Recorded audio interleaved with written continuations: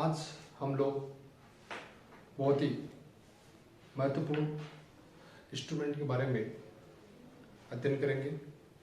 उस geography practical के instrument का नाम है थियोडोलाइट इंस्ट्रूमेंट।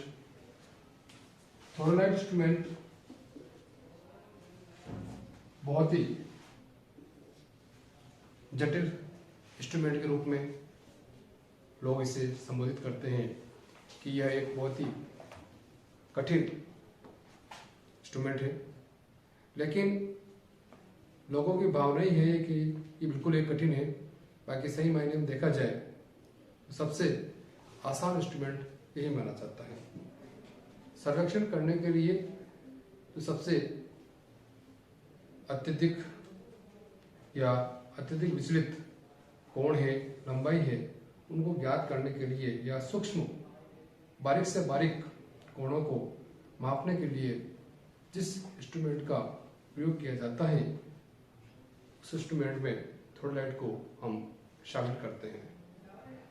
थियोडोलाइट इंस्ट्रूमेंट की इंट्रोडक्शन की बात करें तो इसका जो सबसे पहले आविष्कार की हम बात करते हैं तो इसका आविष्कार लगभग 16वीं सदी में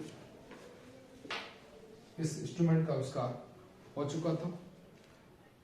1571 में 1571 में एक ब्रिगन नाम के विद्वान थे।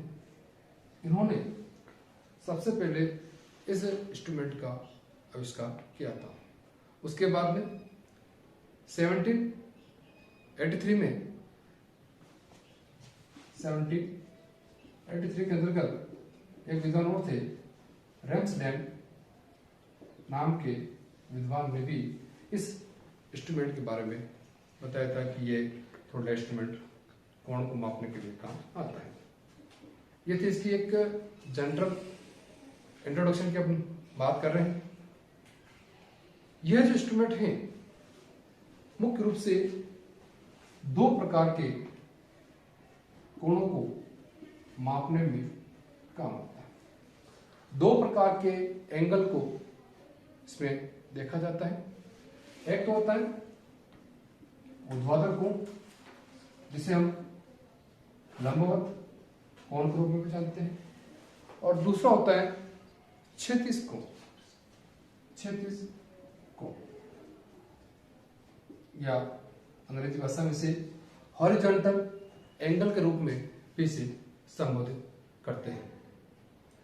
हॉरिजॉन्टल एंगल जब लेंगे हम तब किसी मानचित्र का या किसी क्षेत्र का रेखा चित्र का निर्माण किया जाता है।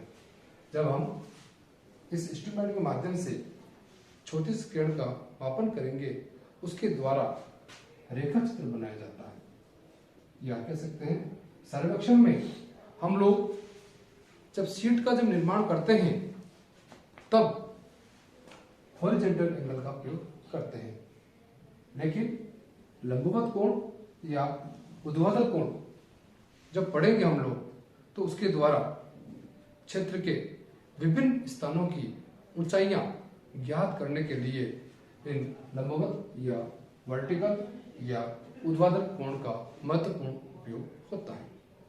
आपको दिमाग में रखना है। मान लो कभी क्वेश्चन आ जाता है कि थियोडोलाइट सर्वेक्षण में कौन से कोणों का मापन किया जाता है। पहला ऑप्शन हो जाएगा आपका ऊर्ध्वाधर कोण, दूसरा ऑप्शन हो जाएगा आपका क्षैतिज कोण, तीसरा ऑप्शन हो जाएगा दोनों कोण, दोनों यानी कि लंबवत और क्षैतिज कोण, और चौथा ऑप्शन हो जाएगा इनमें से कोई नहीं। तो आप यूं जल्दबाजी में सिर्फ क्षैतिज कोण न करके आ जाए या नहीं कर गए तो तीसरा जो ऑप्शन होगा अपना ऊर्ध्वाधर और क्षैतिज कोण दोनों का इसमें मापन किया जाता है। यह था इसका कोण का मापन के प्रकार में। अब बात करते हैं कि थियोडोलाइट कितने प्रकार का होता है। टाइप्स की बात करते हैं अपन। थियोडोलाइट के प्रकार की हम लोग बात करते हैं। प्रकार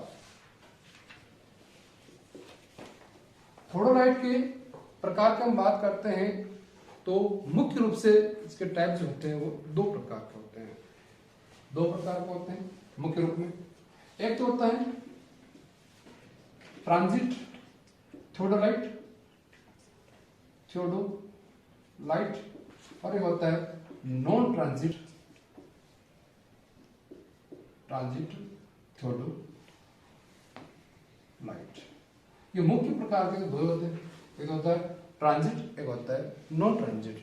ट्रांजिट को हिंदी भाषा में उर्दांचल थियोडोलाइट के रूप में जान सकते हैं और नॉन ट्रांजिट को उदांचल थियोडोलाइट रूप में जानते हैं। अब ट्रांजिट थियोडोलाइट क्या चीज है और नॉन ट्रांजिट थियोडोलाइट क्या चीज है, उनके बारे में थोड़ा सा देखते हैं। आपके सामने एक स्टूडेंट पढ़ा हुआ है, थियोडोलाइट का है।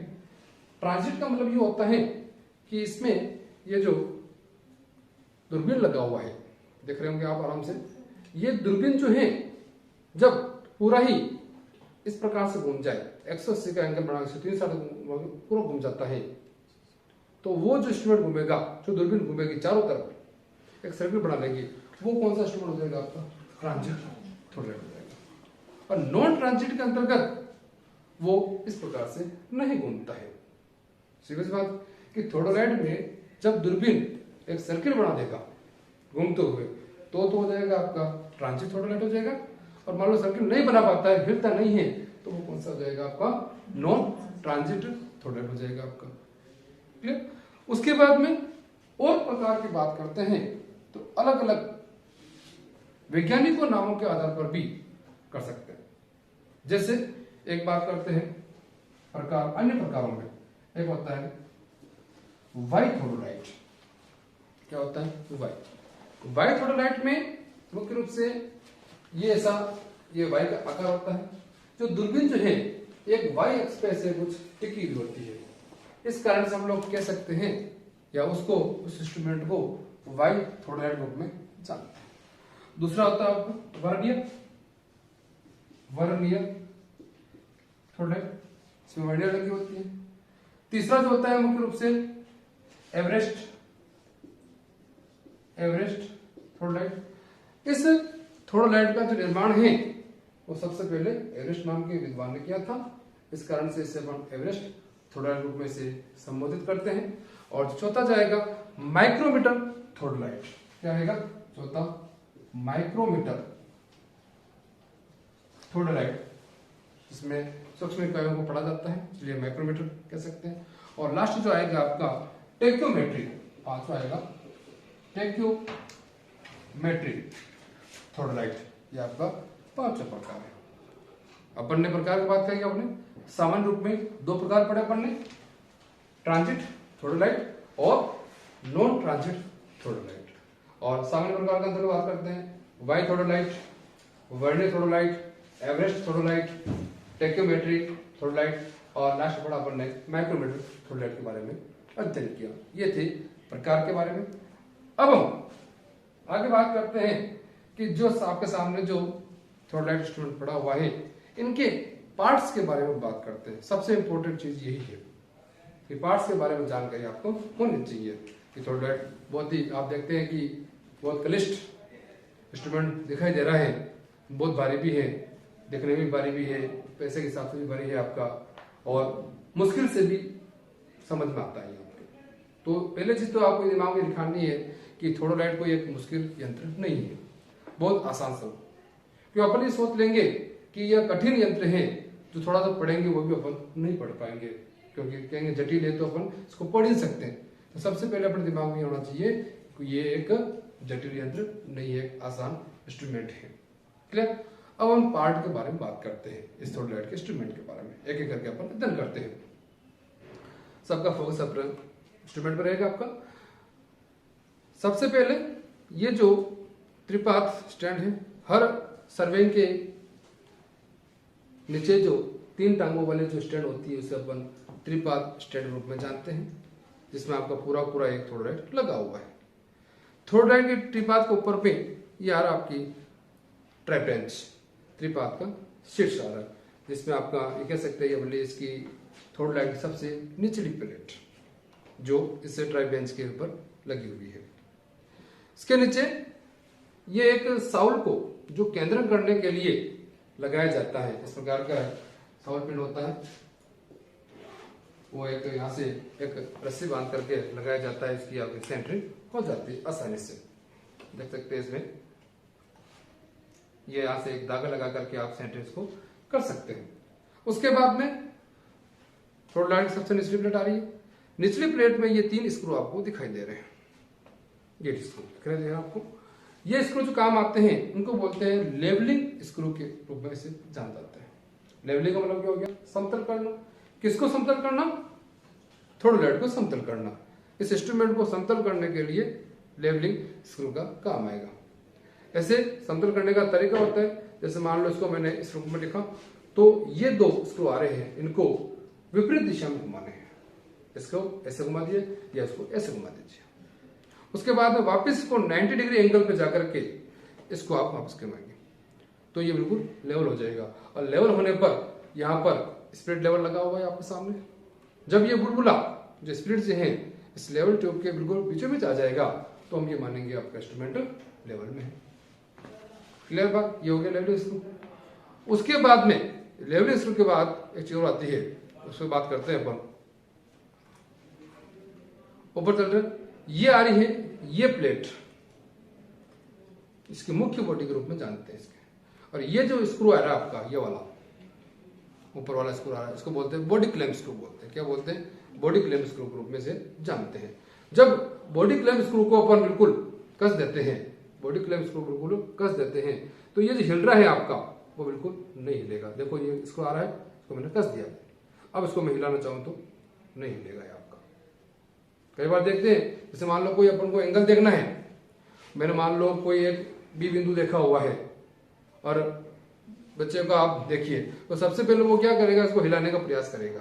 जैसे मान लो ये ढीला होगा तो ये हिल जाएगा और ऑब्जेक्ट जो है आप उसको देख नहीं पाओगे वापस। तो ऑब्जेक्ट सेट करने के बाद में इसको बॉडी क्लैंप को कस दीजिए, अब ये आपका कहीं नहीं हिलेगा और आराम से आप ऑब्जेक्ट को देख सकते हो। उसके बाद में इसके पास में एक बॉडी टेंजेंट स्क्रू भी होता है।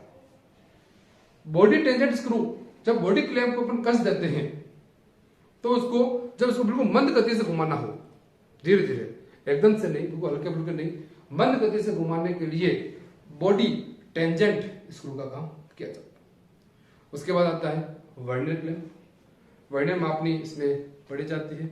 वर्नियर क्लैंप और बॉडी क्लैंप का लगभग एक जैसा काम है कि बॉडी क्लैंप ने क्या किया कि पूरे इंस्ट्रूमेंट को रोक दिया, और वर्नियर क्लैंप भी इसमें ये आपकी 2 प्लेटें पड़ी हुई है, एक तो लोअर प्लेट है और ऊपर आएगी आपकी ऊर्ध्वाधर जो ऊपर प्लेट या निचली प्लेट कह सकते हैं, ये आप निचली प्लेट होगी या ऊपरी प्लेट होगी। इनमें 2 वर्नियर है, 2 वर्नियर प्लेट लगी हुई है। इस प्रकार से ये गोला आपको दिखाई दे रहा है आपको, इस प्रकार से 2 प्लेटें लगी, बता देते हैं आपको।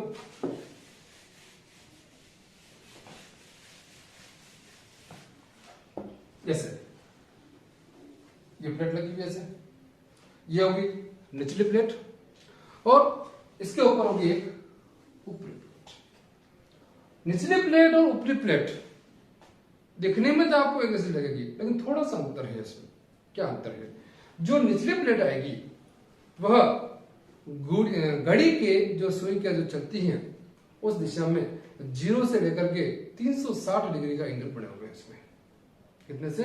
0 से 360। जैसे मान 0 से स्टार्ट किया, इस प्रकार से 360 तक एंगल पड़े हुए हैं। ठीक है, एंगल पड़े हुए, इसका आपको बता रखा हल्का सा, मैं और बताता हूं आपको। और जो दूसरी जो वर्नियर आ रही है उस पर मात्र 180 ही रीडिंग आएगी। कितने आएंगे? 180 ही रीडिंग इसमें आएगी। अब सबसे इंपॉर्टेंट काम इस इंस्ट्रूमेंट का कि रीडिंग को कैसे पढ़ा जाए, कि जिस बंदे को रीडिंग पढ़ना आ गया, इसमें कोण पढ़ना आ गया, तो देख लेना आपको थोड़ा कंप्लीट है। इस बड़ी वाली प्लेट को मुख्य प्लेट कहते हैं और इसको अपन वर्नियर प्लेट के रूप में जानते हैं। इसके दोनों कोनों पर ए और बी अंकित किया होता है, ए और बी अंकित होता है, 0 और 180। आप सोच रहे होंगे सर अभी तो आपने 0 स्क्रीनशॉट का, लेकिन 0 स्क्रीनशॉट तो मैं मुख्य प्लेट की बात कर रहा हूं मैं। और जो दूसरी प्लेट वर्नियर प्लेट होगी वो उसमें 0 से 180 का मान ही होता है, उसमें 0 से 360 नहीं होता है। उसमें एक में होगा 0 से 360 होगा और एक में होगा 0 से 180 के बीच में होगा। क्लियर बात? अब इसको थोड़ा सा जूम किया उसको मैंने। अब ये जो प्लेट वाला बात बता रहा हूं मैं, कोई एक एग्जांपल लेके देख लेते हैं जैसे रीडिंग पढ़ेंगे कैसे अपन।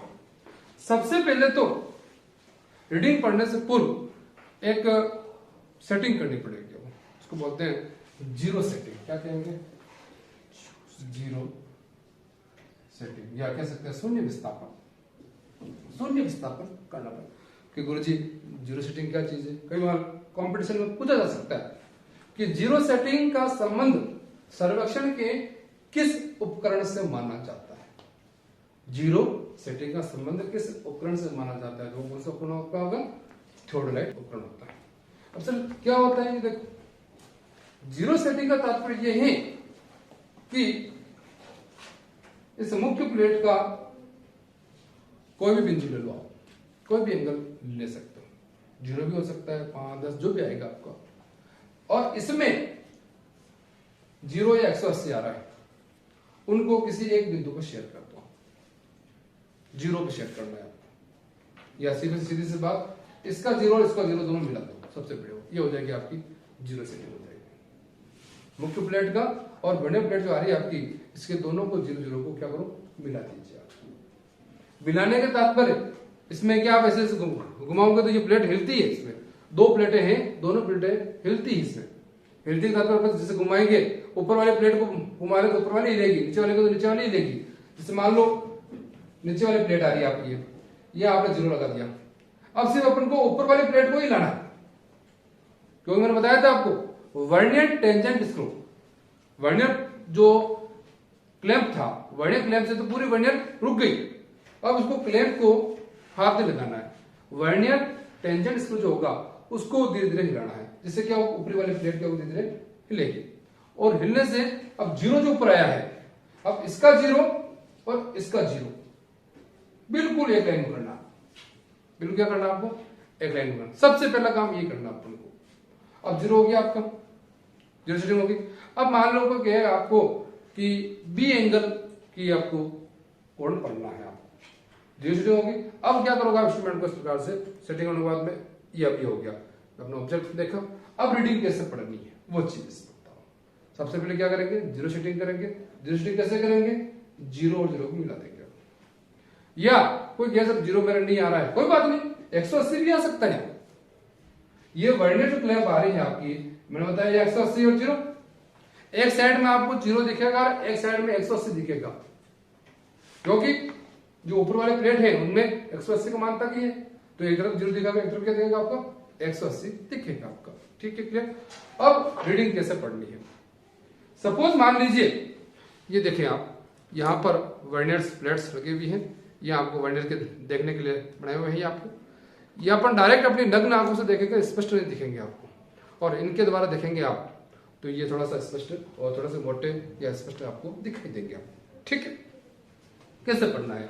मान लीजिए आपको यहां से देख रहे हैं और ये चीज आपको दिखाई दे रही है, एक तो 150 दिख रहा है और 160 दिख रहा है आपको, 150 और 160। इसके बीच में ये लाइनें बनी हुई है, 1 2 3 4 5 6 7 8 9 10, 151 152 53 54 55 56 57 58 59 और 60, 160 और 150। इसके बीच में 2 छोटी लाइनें और बनी हुई है, 2 छोटी लाइनें और बनी हुई है। इतना सब जानते हो, आपने प्रिज्मेटिक कंपास पढ़ा होगा पिछली कक्षाओं में। पिछली कक्षाओं में डिग्री के बाद में मिनट की इकाई होती है, और मिनट के बाद होती है सेकंड इकाई होती है। सबसे सूक्ष्म इकाई कौन सी मानी जाती है? सेकंड इकाई, और सबसे बड़ी इकाई होती है डिग्री। तो ये जो आ रहा है ये डिग्री वाला 150 151 52 53, ये क्या हो रही है? डिग्री की वैल्यू हो रही है। अब इसके बीच में ये जो आ रहे हैं ये क्या होंगे? मिनट होंगे।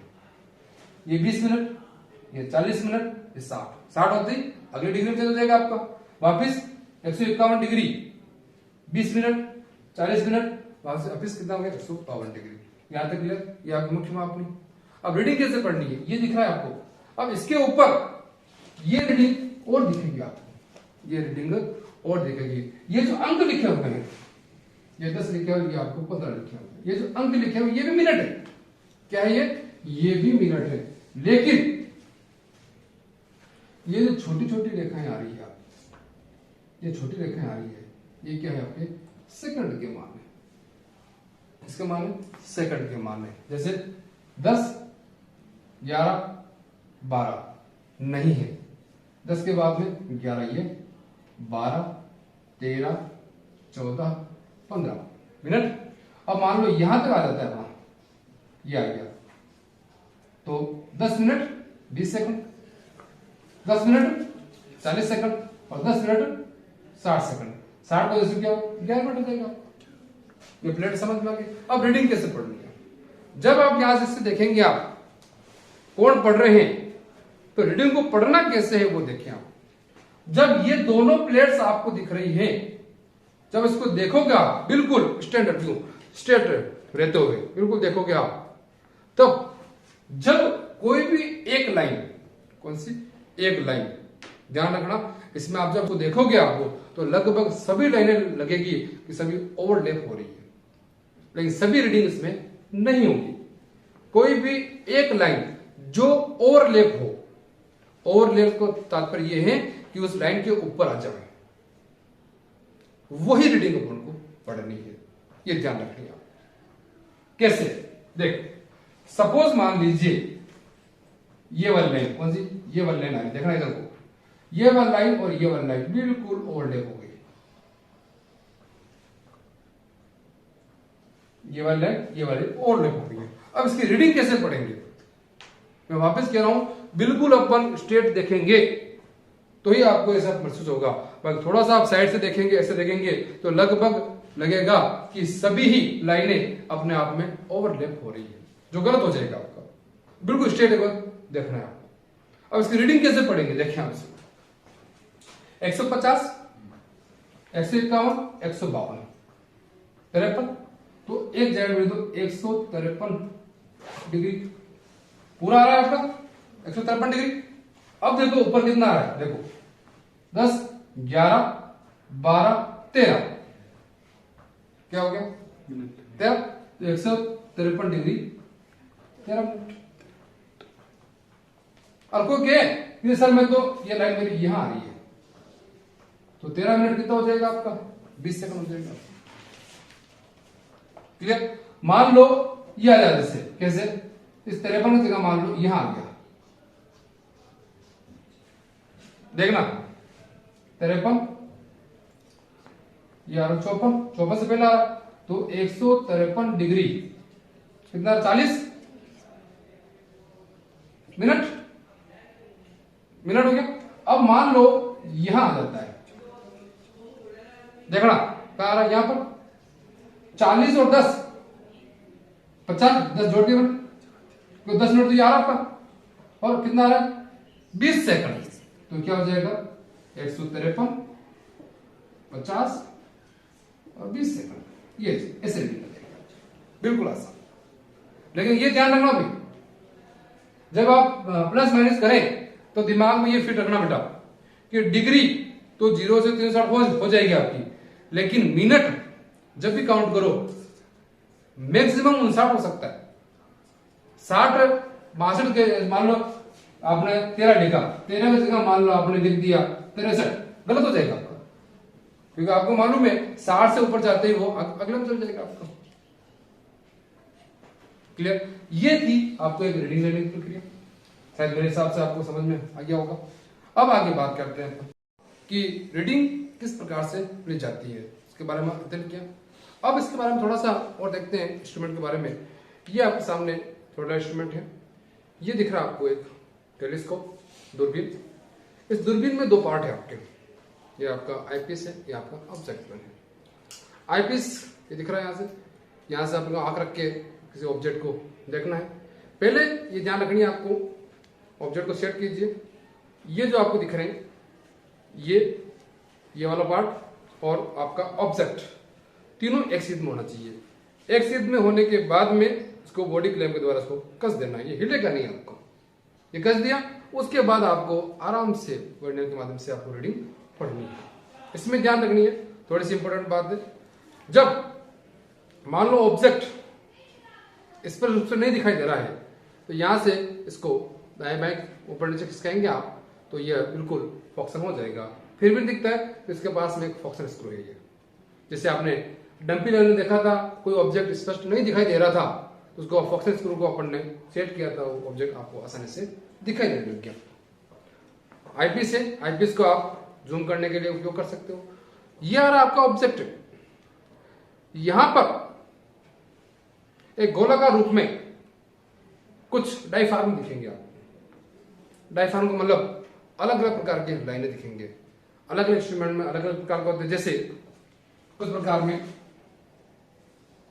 जैसे आपकी साइज आ रही है, ये गोला बना दिया, इसमें बिल्कुल ऐसे हो जाते हैं। तो जब ये वाला बिंदु आ रहा है, जो भी आपको ऑब्जेक्ट देखना है इसके बीचों बीच जब आए तभी आपको वो रीडिंग पढ़नी है। आप इधर आ रहा है, इधर आ रहा है, इधर आ रहा है तो नहीं पढ़नी है। जब ऐसे कंडीशन में आएगा तो पढ़ेगी। और की बात करते हैं अपन तो ऐसे ही इस प्रकार से भी आती है।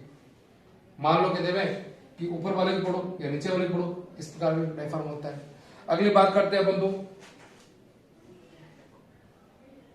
इस रूप में भी होता है आपका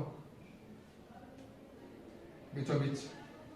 ये एक यहां पर कुछ तार होते हैं, इस पर जो मरकरी के ऐसे कुछ तार बने होते हैं, इन्हीं के माध्यम से ऑब्जेक्ट को देखा जाता है और बाद में इसकी रीडिंग को पढ़ते हैं। और हो सकता है ऐसे भी होते हैं दो प्रकार से, इस प्रकार से वो पॉसिबल है। और देखते हैं कई बार ऐसे होते हैं। ये अलग अलग आपके डाइफार्म के प्रकार है कि ऐसा नहीं कि मैं आपको इस इंस्ट्रूमेंट मान लो ऐसा दिख रहा है और परीक्षा मान लो ऐसा आ जाए, गुरु जी आपने ऐसा बताया ये कैसे आ गया, कोई समस्या नहीं है। आपको रीडिंग पढ़ने के लिए ये डाइफार्म के अलग अलग प्रकार होते हैं। डाइफार्म नहीं दिखता है तो एक सिंपल सा तरीका है, इसके ऑब्जेक्ट के सामने एक व्हाइट कागज अपन रख देंगे तो ये तार आपको आसानी से नजर आ जाएंगे। वैसे तो जहां तक पॉसिबल आप प्रैक्टिस करोगे तो इस आईपीएस के माध्यम से आपको ऑब्जेक्ट क्लियर दिख जाएगा। फिर भी नहीं दिखता है तो यहाँ पर एक व्हाइट कागज देखेंगे और आसानी से समझ जाएंगे कि डाइफार्म पे ये जो लाइटें आसानी से दिख रही है और आपकी रीडिंग पढ़ सकते हैं। देखें इसके बाद में यहां पर ये गोल सर्किल और दिख रहा है आपको। सबसे पहले मैंने बताया था दो प्रकार के एंगल लिए जाते हैं, हॉरिजॉन्टल एंगल और वर्टिकल एंगल। तो हॉरिजॉन्टल एंगल तो अपना यहां से प्राप्त कर लिया था, यहां पर ऊपरी और निचली हॉरिजॉन्टल प्लेट के माध्यम से। मान लो हम लोगों को वर्टिकल एंगल लेना है, ऊर्ध्वाधर कोण पढ़ना है तो इस प्लेट का उपयोग करेंगे। इसमें भी वर्नियर में 180 लिखे हुए, लेकिन इसमें आप जब पढ़ोगे तो उसमें सी और डी लिखा होगा। क्यों मैंने बताया जो वर्नियर आया जिसमें ए भी लिखा था, इसमें क्या लिखा होगा, सी और डी लिखा होगा आराम से। और इसके द्वारा विभिन्न स्थानों की ऊंचाई को ज्ञात किया जाता है। इसके पास में भी एक लेवलिंग ट्यूब लगी हुई यहां पर, और ये आपका मिरर है इसका कि मान लो कोई छोटा स्टूडेंट है उसको दिखाई नहीं दे रहा तो उसको आईने के माध्यम से आप डायरेक्ट देख सकते हैं कि अपना लेवल है या नहीं। ये लेवलिंग ट्यूब क्या। एक चीज हो रहा है ये जो स्क्रू आ रहा है आपका बहुत इंपॉर्टेंट है। ये स्क्रू, इस स्क्रू से आराम से सेंटरिंग को मैं देख सकता हूं। इस स्क्रू के माध्यम से जब मैं देखूंगा तो जो सेंटरिंग मैंने की हुई है उस सेंटरिंग में मान लो मैंने कोई पत्थर रखा है या चौक रखी है, कोई भी चीज रखा हो, तो यहां से जो सेंटरिंग होगी बिल्कुल मैं स्पष्ट रूप से देख पाऊंगा कि वो पत्थर मेरे को आसानी से दिख जाएगा। यानी सेंटरिंग देखने के लिए इस इंस्ट्रूमेंट का या इस पार्ट का इसका उपयोग करते हैं। क्लियर। और ये आपको रीडिंग पढ़ने के लिए इसमें आ रही है, कोई दिक्कत ही नहीं समस्या आपकी। ये था आज का बहुत ही महत्वपूर्ण सर्वेक्षण का इंस्ट्रूमेंट था, इसके बारे में आप थोड़ा अध्ययन किया। फिर भी मान लो किसी विद्यार्थी को समझ में नहीं आया है, बाकायदा आप कमेंट कर सकते हो, पूछ सकते हो, हम आपको अवश्य बताएंगे। Thank you very much.